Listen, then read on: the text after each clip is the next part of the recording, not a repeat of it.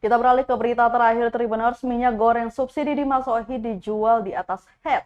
Disperindak bakal panggil pedagang.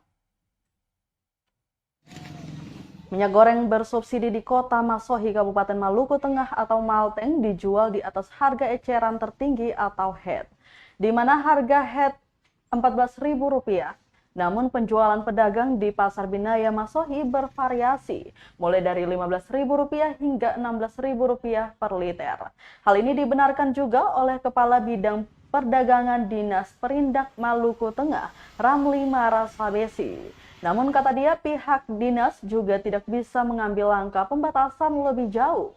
Pasalnya, para pedagang mengambil dengan harga Rp14.000 per liter dari pemasok di Kota Ambon.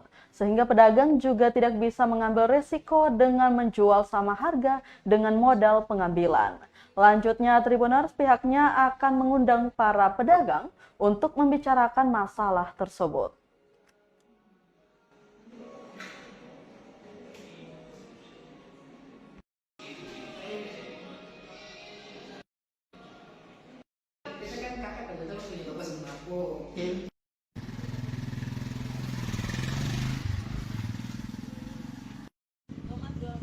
Terima kasih sudah nonton.